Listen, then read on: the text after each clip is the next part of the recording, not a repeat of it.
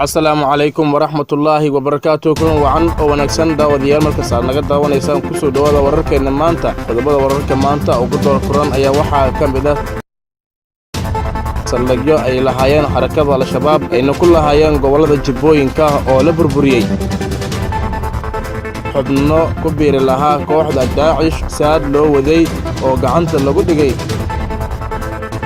weerar ka bilowday qarax isnidaamin ah oo ka dhacay magaalada Buurakaba. Ilhaan Cumar oo raaligelin ka bixisay Yahuud naceebka. Labada ay qodob kala faahfaahsan u diyaar garooba.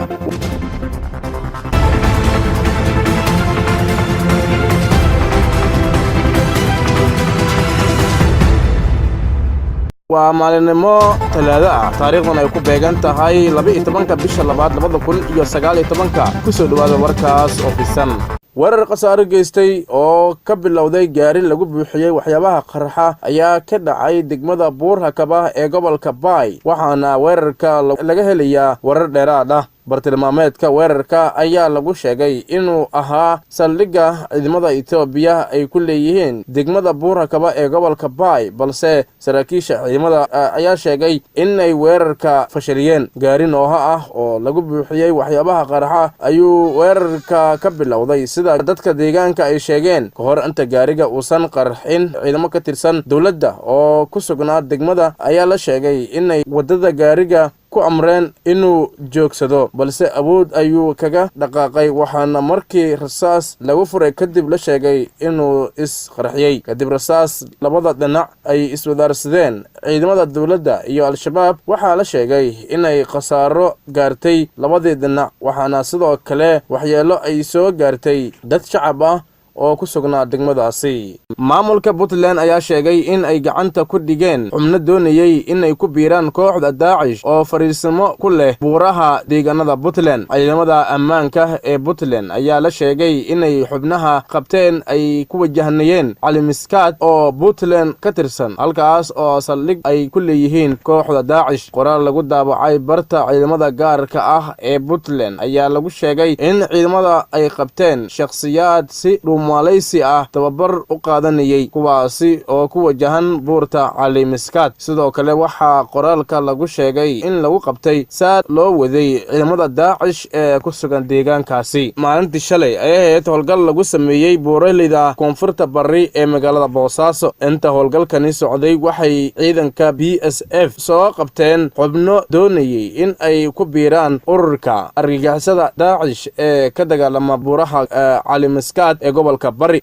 madaxda ugu sarsareysa dowladda Soomaaliya, saaxiibada caalamka iyo ururada gargaarka bini'aadanimo ka fuliya Soomaaliya oo ku kulmay shirka Midowga Afrika ee Addis Ababa ka socda, ayaa madaxdii shirkaasi ka qayb gashay ka codsaday Soomaaliya in laga taageero sidii looga cafin lahaa deymaha caalamiga ah. madaxdii Soomaaliya ka matalaysay shirka Addis Ababa ayaa dalalka Midowga Afrika ka dalbaday inay codkooda ku biiriyaan dadaalada Soomaaliya looga cafinayo deymaha lagu leeyahay, iyagoo sheegay in Soomaaliya ay taasi ka caawin karto inay dib u dhis xoogan ku samayso kaabayaasha dhaqaalaha iyo sidii u dejin looga sameyn lahaa dadka ay saameeyeen abaaraha iyo colaadaha. wasiirka wasaaradda qorsheynta xukuumadda federaalka Soomaaliya Jamaal Maxamed Xasan ayaa sheegay in xilligan Soomaaliya ay u baahan tahay taageero caalami ah, sidaas darteedna cafinta deynta lagu leeyahay ay u fududeen doonto qorshaha horumarinta qaranka. Midowga Afrika ayaa ku dhawaaqay in uu hormuud ku noqon doono dadaalada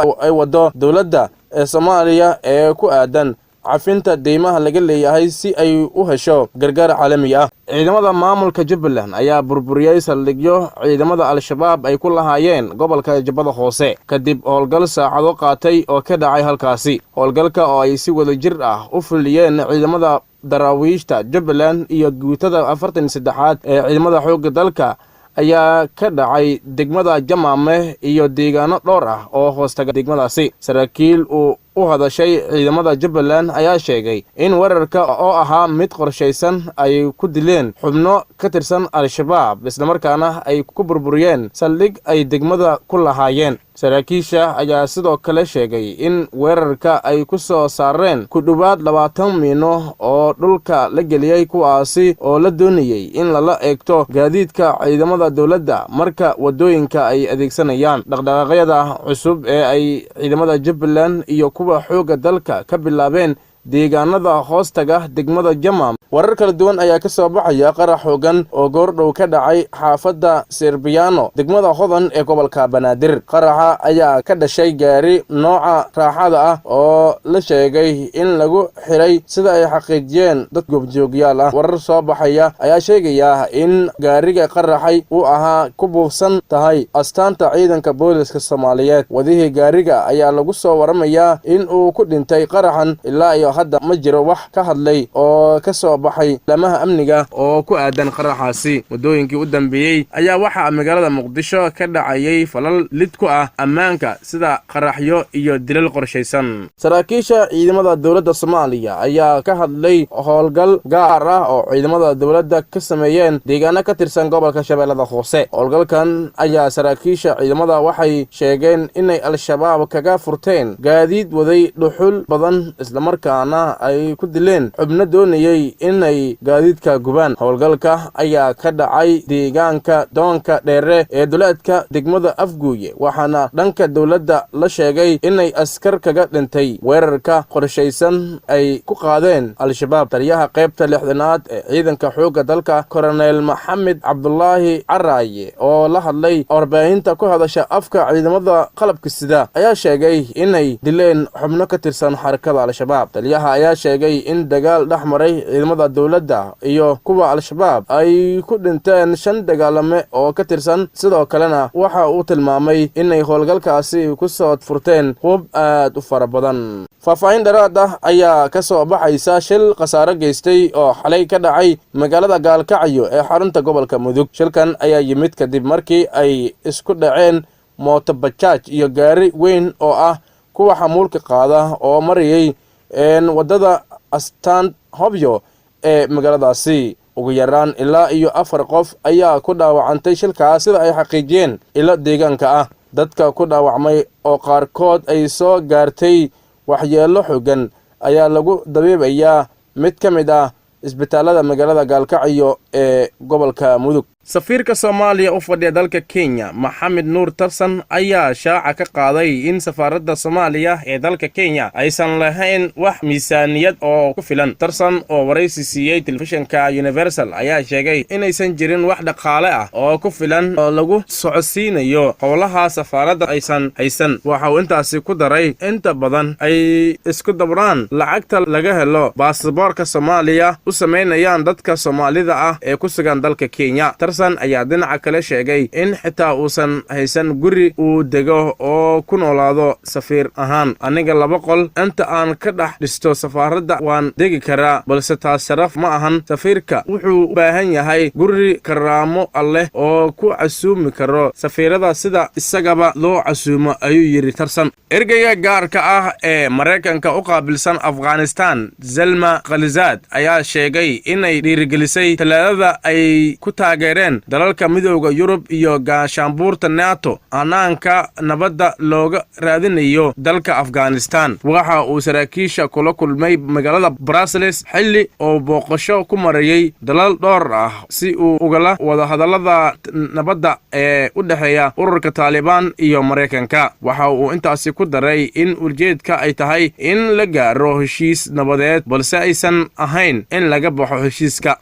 isniintii si hayaha wasaaradda gaashaandhigga Mareykanka Patrick Shanahan ayaa booqasho ku tagay magaalada caasimadda ah ee Kabul. waxa uu xaqiijiyay dawladda Afghanistan inay ka caawinayaan xoojinta iyo tayeenta laamaha ammaanka dalkaasi. dawladda Afghanistan qayb kama aha wadahadalada Taliban iyo Mareykanka. Ilhaan Cumar oo ah gabar Soomaali Mareykan ah kana tirsan aqalka Koongareeska Mareykanka ayaa cambaarin ballaaran kula kulantay in ay tilmaantay in ururka IPEC ee ay yahuudda leeyihiin oo lacag ku bixiyo taageerada Israa'iil. xubno ka tirsan xisbiga jamhuuriga iyo kan dimuqraadiga ayaa sheegay in Twitterkaasi uu sii hurinayo yahuud naceebka. Ilaan ayaa baahisay qoraal ay si cad raaligelin uga bixinayso Twitterkii Isniintii. arrintaas u muuqata in ay dhacday kadib markii ay wada hadleen gudoomiyaha aqalka Koongareeska Nancy Pelosi. yahuud naceebku waa wax dhab ah oo jira, waxaana abaal u hayaa xulafada yahuudda iyo saaxiibada kale ee wax iga bidhaamiyey taariikhda xanuunka badan ee yahuud naceebka ayay tiri Ilaan. waa in uu mar kasta jiraa rabitaan ku saabsan in aan dib u istaagno, ku fikirno dhaleecaynta la inoo soo jeediyo, sida aniguba aan u rajaynayo dadka ay maqlaan marka kuwa kale ay anigu wax iga sheegaan. Ilaan waxay sheegtay in ay weli rumaysan tahay in kuwa u ololeeya dhibaato u keenaan siyaasadda Mareykanka ama ha noqdo ururka